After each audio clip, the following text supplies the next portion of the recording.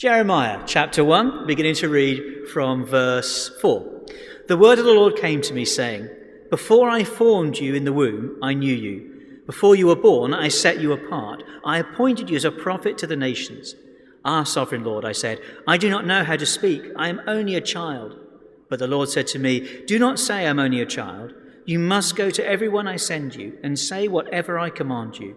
Do not be afraid of them, for I am with you and will rescue you, declares the Lord.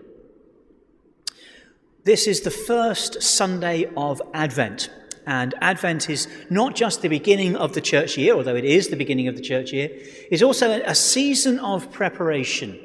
It's a time when we, the faithful, prepare ourselves for the second coming of Jesus and to celebrate the arrival of him as a baby in Bethlehem.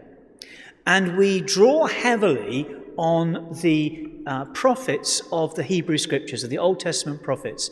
And I thought it might be interesting this year if we looked at who they were, what they're saying and what they're doing. We will be using Isaiah extensively, particularly over the Christmas weekend. But do we know who Isaiah is?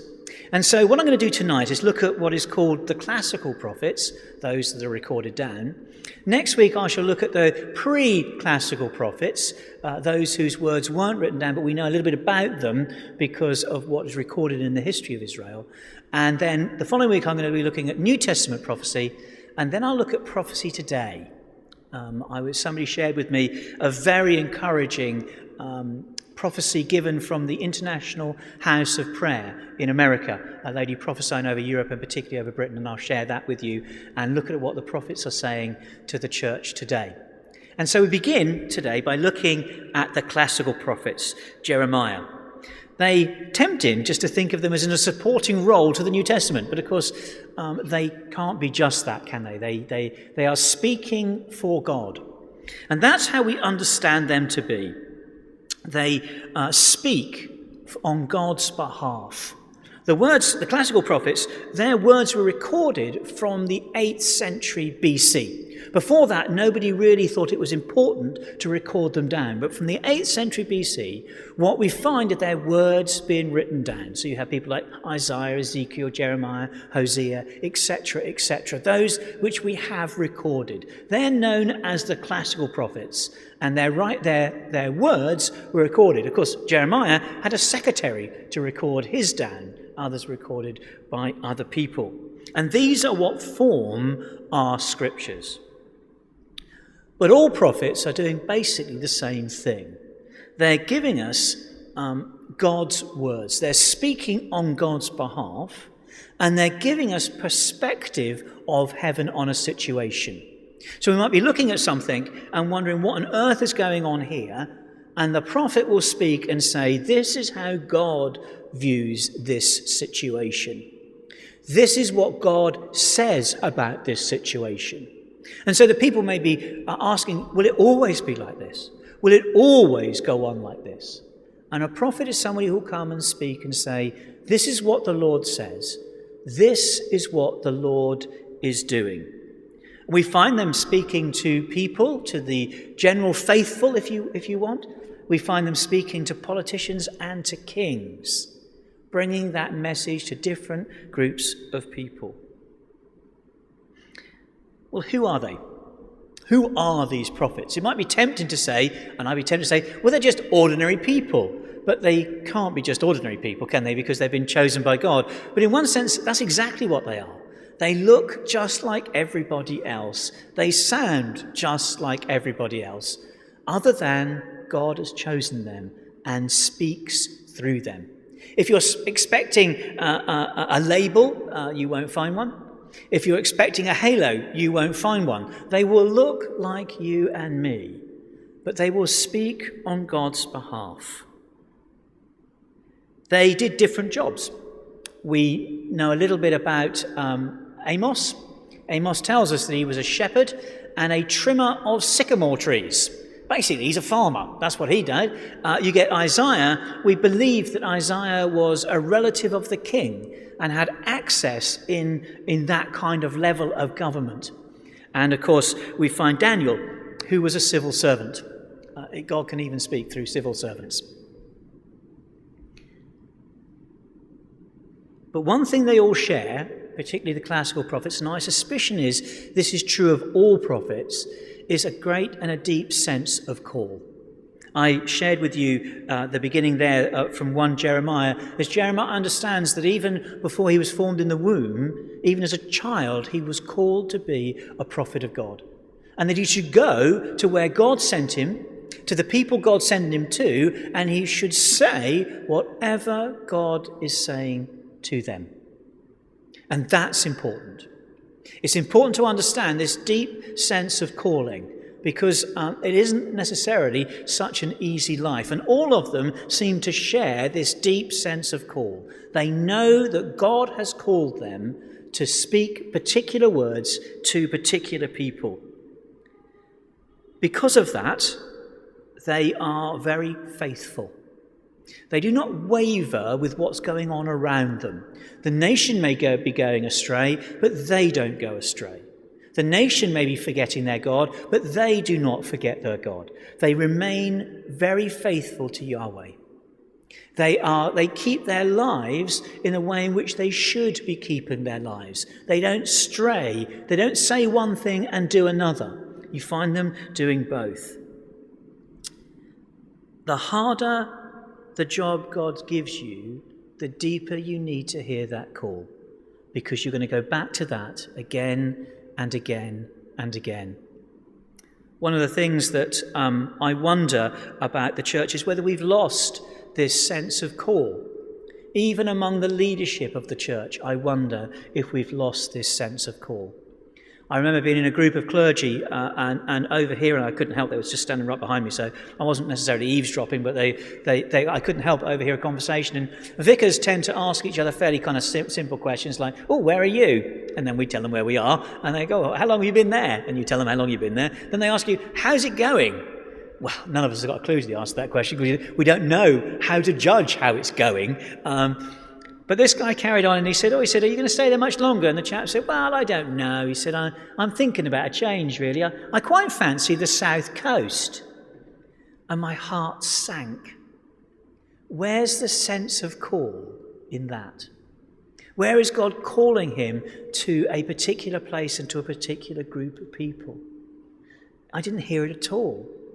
Yet it is incredibly important that what we do for God. And we need to hear the call. I spent some time, maybe 6 months, discerning whether this was the place whether I should come. I had a group of people helping me with that. And we kept asking God the question, is this it? Is this it? This it? Because this appointment wasn't necessarily a natural fit. Yet it has worked incredibly well, because I was sure of my calling to come here. And I think that's an important thing for all of us to have. And the prophets, the classical prophets, have it, each of them. You'll hear them again and again, hearing the call. You have Isaiah in the temple, seeing our God there before him, as terrifying as that was, and calling him to go and to speak on his behalf. "Whom shall I send?" says God. It is fair to say that their message was not always welcome, which is why I think they need the sense of call. Because people, it's the oddest thing, isn't it? You would think the people of God would want to hear the voice of God, wouldn't you? They don't. They don't want to hear the voice of God, because often the voice of God will be bringing them back to where they should be. And who likes being told off? Well, none of us like being told off, do we? Nobody likes being... we left school, we thought that was the end of being told off. We thought it's a bit like when you get to primary school, that's the end of falling over. That should be the end of that. Perhaps you run around a few fast games, but that should be the end of falling over. You get to kind of 17, 18, whatever it is when you leave school, or 15, 6, whenever you left school. That should be the end of being told off. None of us enjoy being told off. And of course, that's often what the prophets are doing, bringing the people back to where they should be. The example I've given you here is Amos 7 of one of the priests in the temple at Bethel throwing him out. "Go away. We don't want to see you or hear your words anymore. We're sick of you. Get out." He's being thrown out. Jeremiah was thrown into a redundant well. It was damp in the bottom, full of mud, and he sank into the mud, and somebody had to put a rope down with some clothes so he didn't hurt himself to pull him out again. I have to say, the other option was they were going to kill him, so perhaps being thrown down the well was the better option of the two. But it's still not very pleasant. Tradition has it that Isaiah, well, we don't know this, but tradition has it that Isaiah was cut in two. Being a prophet wasn't necessarily the easiest job in the world. You might think that the people would want to hear the message the prophets were bringing, but it doesn't seem as if they did. In actual fact, they would resist the message that they were bringing. Because they didn't only face danger from the faithful, they faced danger from others too. Elijah, of course, in that wonderful account in 1 Kings 18, where he takes on the prophets of Baal. Of course, these other false gods also had people who claim to speak on their behalf. And a big battle ensues with all of these prophets getting together and Elijah standing there and inviting them to call down the power of their God, which, of course, doesn't come because there's no God there to respond to their cry. And then he calls down the power of the one true God and consumes the sacrifice. Because they also had to face false prophets within the faithful community. There were some who just wanted to say things that sounded nice, that they thought the people would want to hear. And these are false prophets. They're not speaking on behalf of God. They're speaking on behalf of themselves. They're leading people astray. And of course, the penalty for leading the people astray is severe because it's a serious thing. Stoning to death is the penalty of a false prophet. You cannot lead God's people astray. Because Elijah here gives us a little insight into how it feels to be a prophet. He says to God, I'm the only one left. Turned out he wasn't, but that's how he felt. He felt very alone and isolated. And I think that is often how they felt. So what are they doing? What is their message, the heart of their message? Well, really, they're drawing God's people back and reminding them of the covenant that God has with the people. Remember your God and remember what he has done for you. Remember what he has called you to and a way of life to live. They strayed. Not like us, of course, we're absolutely pure and straight down the line. We never stray. We're never tempted by the world, are we? We never need calling back again. Well, they were tempted by the world. They were tempted by the seductive things around them, and they forgot their God. And the prophets draw them back, remind them of the covenant that they've got, remind them of who they are and how they should be living. And of course, there are two covenants that they really focus on. And the second one is one that we largely ignore, or we don't ignore it, but perhaps we don't realize the importance of it. It's the covenant that God drew up with David, King David, when he said to him, there will always be someone on your throne. And they remind them of that message too. However disastrous it may look to you now, remember what God has promised you. That David's line will reign forever. And of course, as we come to Christmas, this is a particularly important prophecy for us because Jesus fulfills that prophecy, where his throne is eternal and will never end. And this is where we find the beginning of that, and we find our confidence in who Jesus is and what he's doing. These prophets are incredibly important people. I'm going to be looking at prophecy today at the end of this, and I think this is something that we need to be on the lookout for. We need to be listening to the prophets of today. We're going to be learning as we go through this, I hope, how to identify them. We'll be looking for people with a strong sense of call, whose lives are faithful, who live what they speak.